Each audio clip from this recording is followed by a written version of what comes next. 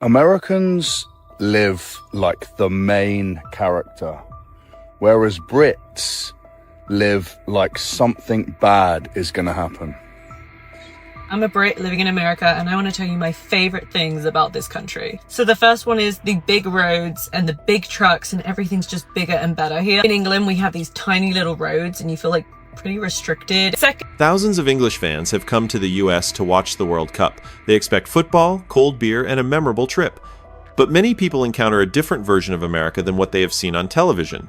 More spacious, more open, and strangely, more optimistic. The World Cup didn't make millions of people migrate immediately.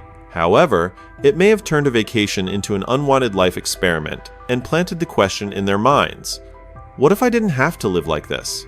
In today's video, we will go through 10 cities in the UK, each representing a form of pressure that is making residents consider leaving. And as we get closer to the number one spot, you'll realize the issue is not that these cities are collapsing, but rather they are choosing who is still capable of staying. Glasgow was once one of the most powerful industrial machines in Europe, but now it only appears in black and white photographs, in museums, or in stories that fathers tell their sons. Glasgow has survived the collapse of heavy industry. But surviving does not mean fully recovering. The city still has music, football, Victorian architecture, and a dry sense of humor that can survive 3 rainy seasons in a single day. However, behind that resilient facade lies a reality rarely found in travel guides.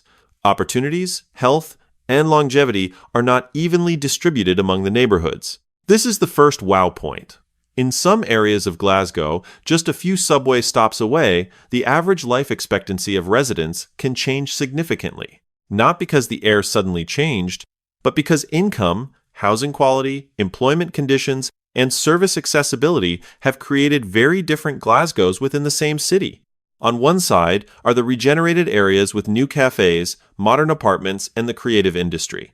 On the other side are communities still bearing the legacy of long-term unemployment, illness, and precarious work. The factory closed down decades ago, but its social bills are still sent out every month. And that's why some young families are considering leaving.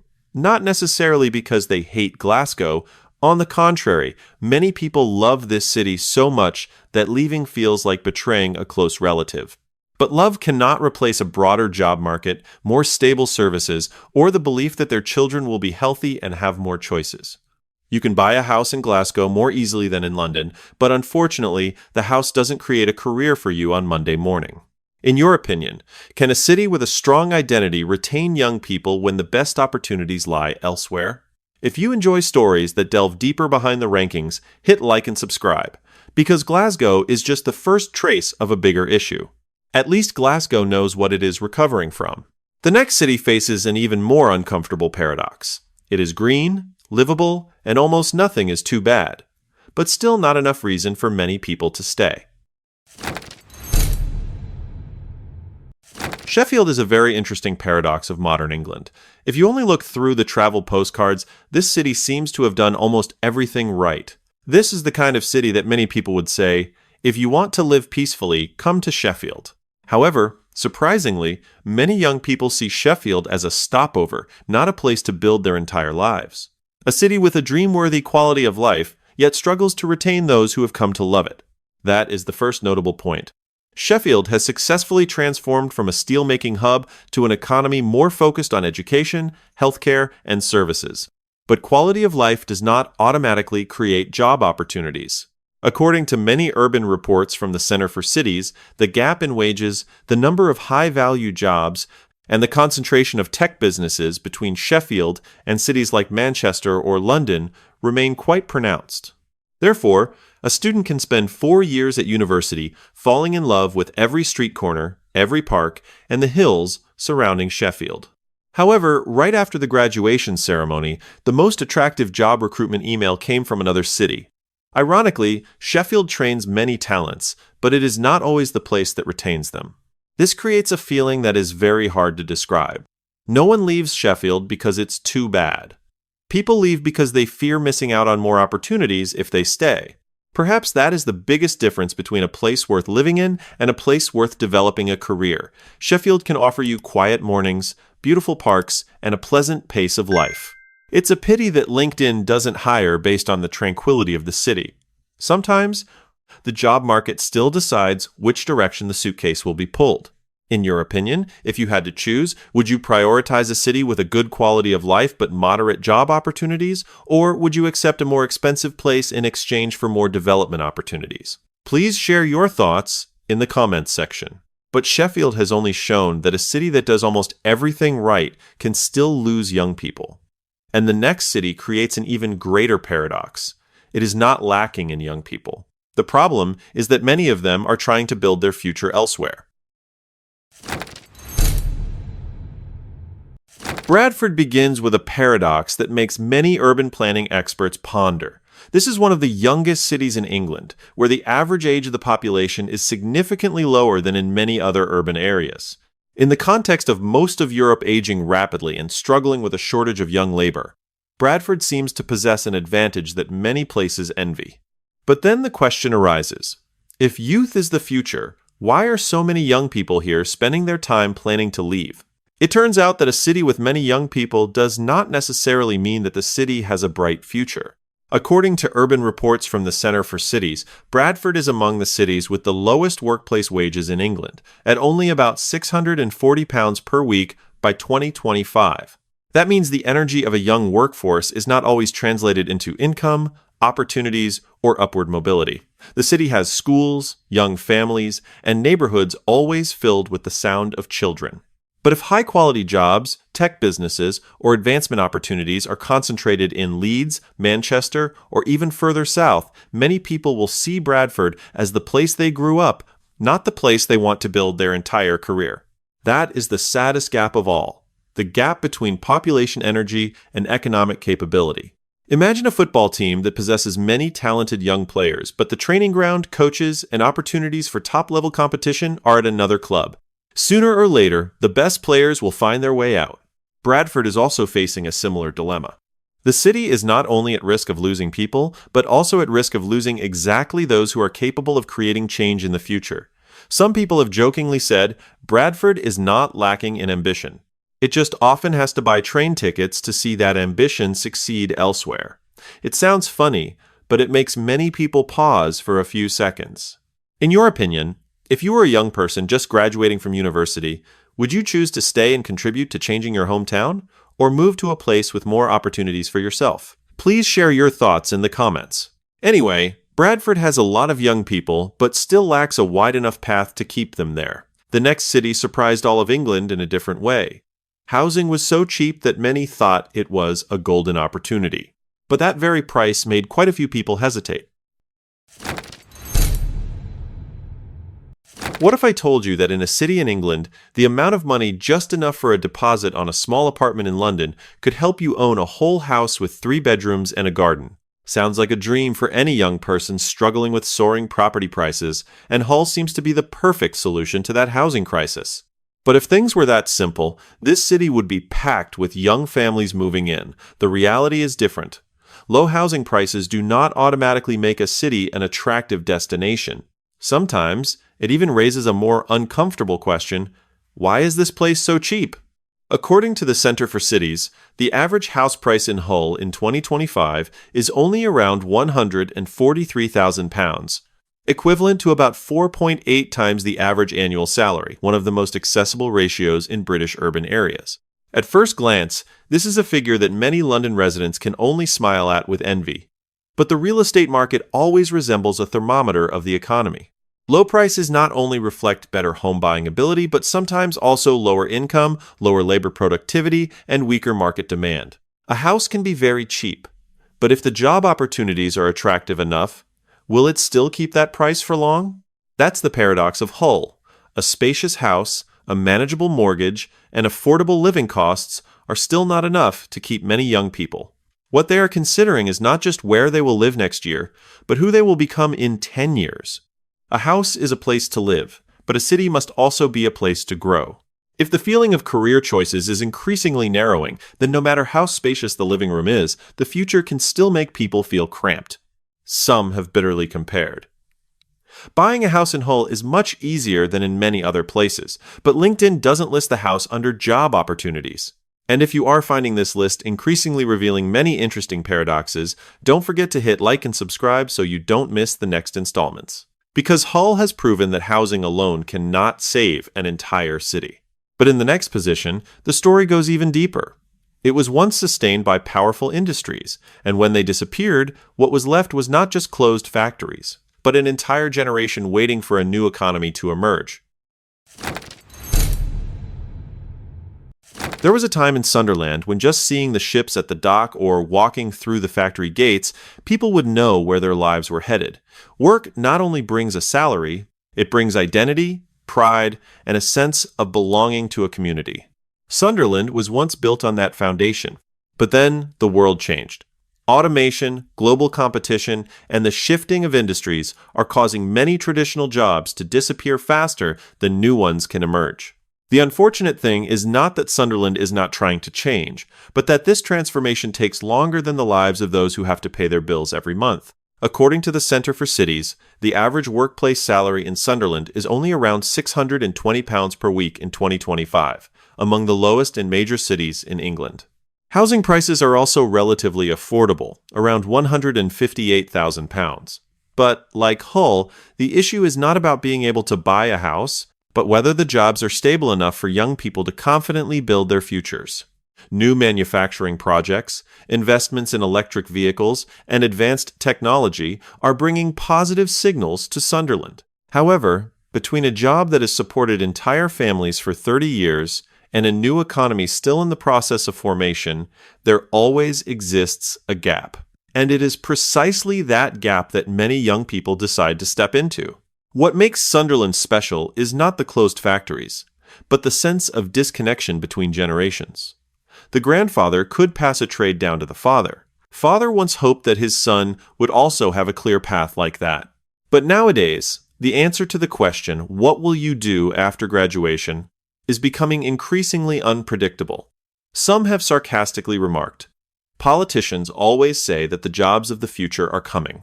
The only thing is, that train seems to always arrive much later than the electricity bill. It sounds funny, but for many working-class families, it's a rather heavy-hearted smile.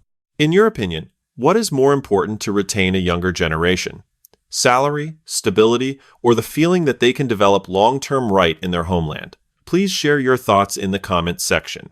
Sunderland has lost the economy that once sustained it, but the next city possesses something that many places dream of: global fame, music, football, and tourism.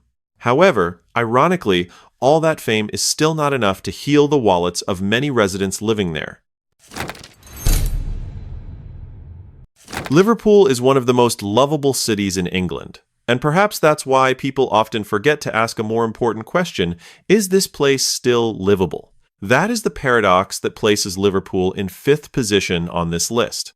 This is the hometown of the Beatles, where football is almost considered a second language, a port city with hundreds of years of history, and also a destination that attracts millions of tourists each year. If you ask an American or a European about Liverpool, they might immediately think of Anfield, music, or the colorful streets. But for many local residents, everyday life is not like a travel postcard. And that is the most thought-provoking gap. According to the UK Deprivation Index 2025, Liverpool remains among the areas with high levels of deprivation. About 21% of working-age people live in households classified as being in the employment deprivation group, while more than half of children in low-income households, according to this index. That doesn't mean Liverpool is a failed city. On the contrary, the city is still very vibrant. The issue lies in the fact that a famous cultural brand and a large number of tourists do not always translate into prosperity for every family. That is also the paradox of the experience economy. On weekends, Anfield Stadium shines brightly with the songs of over 50,000 fans. Tourists line up in front of the locations associated with the Beatles. The city is filled with energy and pride. But on Monday morning, a father can still sit at the kitchen table, calculating whether to prioritize fixing the car, increasing the heating bill, or paying the bills on time. A city can sell tens of thousands of jerseys in a day, but that doesn't automatically make every household feel that the next month will be easier. The value that the whole world sees sometimes does not flow at the same pace as the income of the people living here. In your opinion, does a globally famous city mean that its residents will have a more prosperous life? Please share your thoughts in the comments section. But the next city will pose an even harder question. What happens when the entire economic model of a city is only truly vibrant during the tourist season, and for most of the rest of the time, it is the local residents who have to bear the silence? If the camera stopped here, you would think Blackpool is a city always filled with joy. But slow the camera down, turn off the coastal road a few blocks. The old hotels have changed their functions, the shops have closed, the houses have deteriorated, and the streets have fallen silent after the tourist season, telling a very different story. Blackpool was built to help others escape from everyday life for a few days of vacation. Ironically, many residents here rarely feel a break from the pressures of life. According to the English Deprivation Index 2025, Blackpool is ranked among the localities with the highest levels of deprivation in the country across many criteria. In fact, 7 out of 10 of the most deprived neighborhoods in England are located here. About 26% of the working-age population live in households classified as lacking employment. This does not mean that Blackpool lacks tourists. On the contrary, the city still welcomes millions of visitors each year. The problem is that the low-cost tourism economy creates a lot of jobs, but most of them are seasonal, with low income and difficult to provide long-term stability. Money still flows into the city, but it is not always strong enough to solve the problems that have accumulated over many years. That is the paradox that makes Blackpool unique. During the day, tourists line up to buy roller coaster tickets, enjoy fish and chips, take photos by the sea, and post on social media with the status, "A wonderful weekend." But on Monday morning, when the last group of tourists left, the locals returned to their seasonal jobs, fixed costs, and the familiar question, will next year's tourist season be better than this year's? Some have jokingly said that Blackpool is like a stage with bright lights in the front, but behind the scenes, there are still many people quietly packing up the props. It sounds humorous, but it also serves as a reminder that an economy overly reliant on tourism does not always equate to sustainable prosperity for the local community. In your opinion, can a city truly develop if the number of tourists keeps increasing, but the lives of the residents remain largely unchanged? Please share your perspective in the comments section. Blackpool has shown that tourism does not always equate to development, but the last 3 cities present an even greater paradox. They lack neither investment, nor young people, nor even fame. So why do more and more people still feel like they no longer belong to the very place they live? Birmingham begins with a very thought-provoking paradox. This is one of the youngest and most diverse cities in England, located right in the middle of the country, like a crossroads connecting people, businesses, and culture. According to common sense, the younger a city is, the more opportunities it should have. But Birmingham poses a different question. What happens when a city has a lot of young people, but the pace of creating quality opportunities doesn't keep up with their growth? Perhaps that's why Birmingham is not lacking in energy, but is struggling to hold on to its dreams. According to the UK Deprivation Index 2025, Birmingham ranks first in the country for the percentage of the population living in households with income deprivation, with approximately 41.7% of residents belonging to this group. Notably, nearly 62% of children live in households classified as income deprived, according to the index's measure. Meanwhile, rental prices continue to rise, averaging over £1,000 per month. That creates a very clear economic paradox. The cost of a major city is rising like that of developed urban areas, but starting salaries and the number of high value-added jobs have not increased at the same pace. Young people have to pay the price of a big city, but they may not necessarily receive the rewards of a big city. That is the gap that is hard to see with the naked eye. Birmingham trains tens of thousands of students each year, possesses many universities, and has a young workforce full of potential. But potential only truly has value when it meets the right opportunity. A person can grow up in Birmingham, knowing every bus route, every street corner, and every familiar cafe. However, when it comes to building a career or starting a family, they begin to open the map and look toward Manchester, London, or even abroad.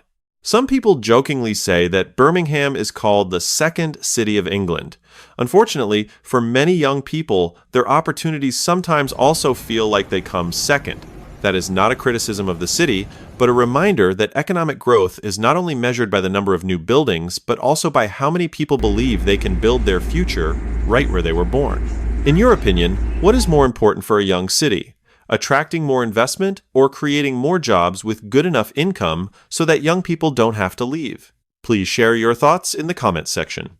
Birmingham is struggling because its growth has not met expectations. But the city in the second position faces a completely opposite paradox. It is developing so rapidly that its very success is making more and more ordinary people feel they no longer belong there. Manchester is not a city that is failing. On the contrary, it has been so successful that many ordinary people are starting to feel they can no longer participate in that very success. For over a decade, Manchester has been regarded as one of the most impressive urban revival stories in England. Cranes cover the skyline, technology, finance, and media companies are continuously expanding, and more international students and young workers are flocking in. But along with the influx of investment capital comes another reality. According to data from the Office for National Statistics, by the end of 2025, the average rent in Manchester had exceeded approximately £1,300 per month and continued to rise, while house prices were also increasing faster than many young households could save. The more attractive the city, the more expensive the land. The more expensive the land, the higher the cost of living. And then, the very people who contribute to the vibrancy of the city are gradually pushed away from the center. That is the mechanism that urban planners call gentrification, the process of urban redevelopment that changes the value of living spaces. It's not always a negative thing. Manchester has indeed created more jobs, attracted businesses, and brought a more modern appearance. But that success also raises a difficult question. Who benefits the most? A bartender, a nurse, or a teacher can work right in the city center, but they have to live increasingly far from where they serve.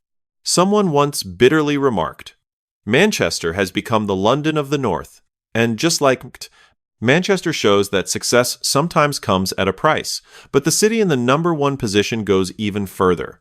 It is a place that not only determines where you live, but seems to also decide what kind of family can still call that place home.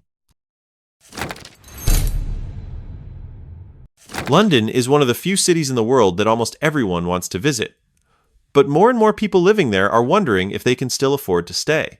According to the Centre for Cities, the average house price in London has risen to around £629,000, equivalent to more than 11 times the average annual salary, one of the least affordable ratios in the UK. Meanwhile, the average rent has exceeded approximately £2,290 per month, the highest in the country. It is worth noting that London continues to attract global businesses, the financial sector, international students, investors, and those seeking opportunities. The city is not lacking in visitors. What is changing is the group of people who can stay long-term. That is a paradox very different from previous cities. London has not lost its allure. London is only becoming more and more expensive for those who once created its daily rhythm. And that is also the deepest insight of this story. We often think a city only declines when its population decreases. But London shows a different scenario. The city is still crowded, even more so in many areas. What is happening is not so much the disappearance of residents, but rather a change in the composition of the residents. A group of people are leaving because the cost of living exceeds their means. Another group continues to move in because London remains the center of finance, education, culture, and global opportunities. The city is not collapsing. The city is just gradually changing its answer to the question, who is allowed to belong here? Someone once bitterly remarked, London still welcomes the whole world. The only thing is that the entrance fee is now sent at the end of each month. It is not a criticism of an individual or a government, but rather the result of many years of accumulation between limited housing supply, global demand, and rising land values. But London is not just the story of London. It is the clearest version of a question that is emerging across England. When a city continues to grow, but more and more residents feel they no longer belong, who is that success really for? The story of the 10 cities today is not to conclude that England is in decline or no longer worth living in. On the contrary, each city on this list still has a history, identity, and people to be proud of. What is worth pondering is that economic pressure, housing, employment, and quality of life are causing more and more people to ask themselves, is the place I love still a place I can commit to long term? Perhaps the World Cup doesn't make people leave, but it has given many people a chance to compare, and sometimes just one trip is enough to change the way we see our own homeland. What about you? If you had the chance to choose, would you stay in a city you love but with rising costs, or move to a new place to seek more opportunities?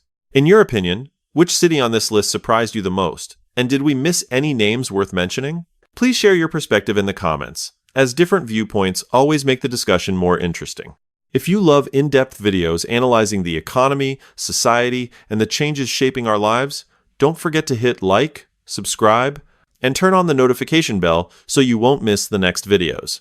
This video is produced based on publicly available data, research reports, and socioeconomic trends at the time of production, combined with an analytical perspective for informational and discussion purposes. The content does not aim to assert that all residents have the same experience, or that all cities are declining. Economic and social conditions can change over time and between specific areas. Thank you for watching, and see you in the next video.